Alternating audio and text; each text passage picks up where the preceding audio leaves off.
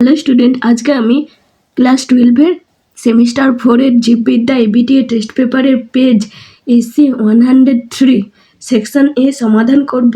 চলো শুরু করা যাক। ক্যান্সার কোষের একটি করে নিম্নলিখিত বৈশিষ্ট্যগুলি সম্পর্কে লেখো। আণুবীক্ষণিক বৈশিষ্ট্য, শারীরবৃত্তীয় বৈশিষ্ট্য, ক্রোমোজোমীয় বৈশিষ্ট্য।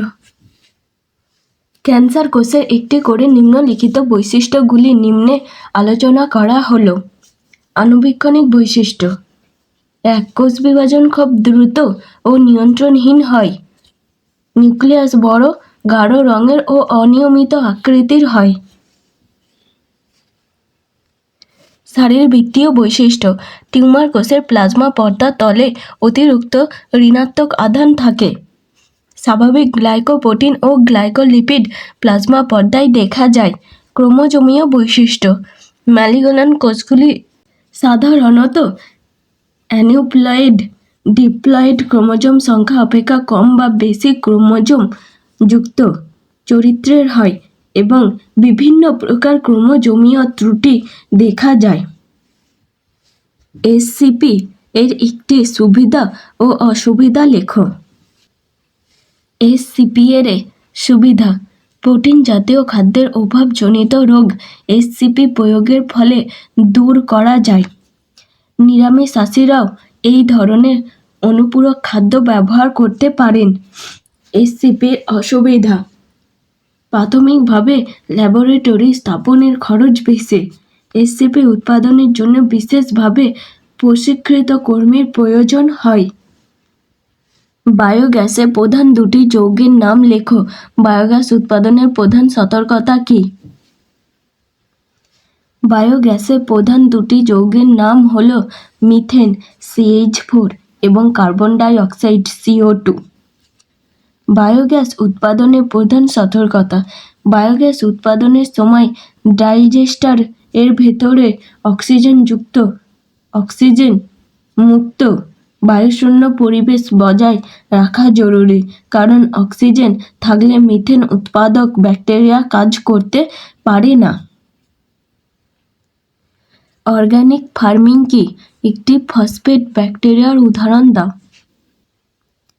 অর্গানিক ফার্মিং যে কৃষি পদ্ধতিতে রাসায়নিক সার ও কীটনাশকের পরিবর্তে প্রাকৃতিক উপায়ে যেমন জৈব সার, কম্পোস্ট, সবুজ সার ও জীবাণুভিত্তিক পদ্ধতি ব্যবহার করে মাটির উর্বরতা বৃদ্ধি ও ফসল উৎপাদন করা হয় তাকে অর্গানিক ফার্মিং বলা হয়। একটি ফসফেট ব্যাকটেরিয়ার উদাহরণ হল থিওব্যাসিলাস। বায়োটেকনোলজিতে ব্যবহৃত ডিএনএ লাইগেজ ও প্লাজমিডের কাজ উল্লেখ করো। বায়োটেকনোলজিতে ব্যবহৃত ডিএনএ লাইগেজের কাজ: রেস্ট্রিকশন এন্ডোনিউক্লিয়েজ দিয়ে কাটা ডিএনএ খণ্ডকে জোড়া দিতে এই উৎসেচক কাজে লাগে। বায়োটেকনোলজিতে ব্যবহৃত প্লাজমিডের কাজ: জিন বহনকারী ভেক্টর হিসাবে কাজ করে, অর্থাৎ কাঙ্ক্ষিত জিনকে এক কোষ থেকে অন্য কোষে স্থানান্তর করতে সাহায্য করে। বিদেশি জিনের বংশবৃদ্ধি ও প্রকাশে সহায়তা করে, ফলে ইনসুলিন, হরমোন ইত্যাদি উৎপাদন সম্ভব হয়। ক্রাইপ্রোটিন কি? এটি তৈরি করে এমন একটি জীবের নাম লেখো। ক্রাইপ্রোটিন ব্যাকটেরিয়া ব্যাসিলাস থুরিনজেনেসিস একটি কেলাসিত প্রোটিন তৈরি করে, একটি নিষ্ক্রিয় প্রোটোটক্সিন যা লার্ভা ও পোকামাকড় দ্বারা প্রবেশ করালে বিষে রূপান্তরিত হয়, যার ফলে কীটপতঙ্গ মারা যায়। এই প্রোটিনকে ক্রাইপ্রোটিন বলা হয়। এটি তৈরি করে এমন একটি জীবের নাম হল ব্যাসিলাস থুরিনজেনেসিস। অ্যালোজেনিক পর্যায়ক্রম ও আবেশিত পর্যায়ক্রম কাকে বলে?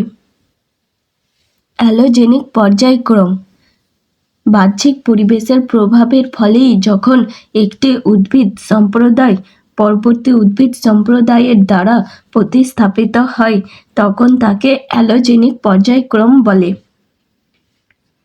আবেশিত পর্যায়ক্রম বনাঞ্চল ধ্বংস করা, অতিরিক্ত পশুচারণ, দূষণ, প্রভৃতি মানুষের উদ্দেশ্যমূলক কার্যকারিতার ফলে যদি উদ্ভিদ সম্প্রদায় ধ্বংস হয় এবং মানুষ নিজের প্রভাব বিস্তার করে নতুন ধরনের উদ্ভিদকে সেই অঞ্চলে স্থাপন করে, তখন তাকে আবেশিত পর্যায়ক্রম বলা হয়।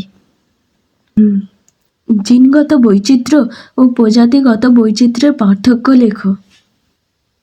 জিনগত বৈচিত্র্য ও প্রজাতিগত বৈচিত্র্যের পার্থক্য নিম্নে আলোচনা করা হলো। পার্থক্যের বিষয়: জিনগত বৈচিত্র্য, প্রজাতিগত বৈচিত্র্য। সংজ্ঞা: একই প্রজাতির মধ্যে জিনের বিভিন্ন প্রকরণ এবং সমন্বয়কে জিনগত বৈচিত্র্য বলে। কোনো একটি নির্দিষ্ট অঞ্চলে বসবাসকারী আনুবীক্ষণিক জীব, উদ্ভিদ ও প্রাণীর সকল প্রকার প্রজাতিকে একত্রে প্রজাতিগত বৈচিত্র্য বলে। পরিমাপ: কোনো প্রজাতির জিনগত বৈচিত্র্যকে উপপ্রজাতি, ব্রিড, জাতি প্রভৃতি রূপে প্রকাশ করা যায়। প্রজাতির সংখ্যা পরিমাপের দ্বারা প্রজাতি বৈচিত্র্য নির্ধারণ করা যায়। উদাহরণ: মানব প্রজাতির জিনগত বৈচিত্র্য, জলাভূমির বাস্তুতন্ত্রের প্রজাতি বৈচিত্র্য।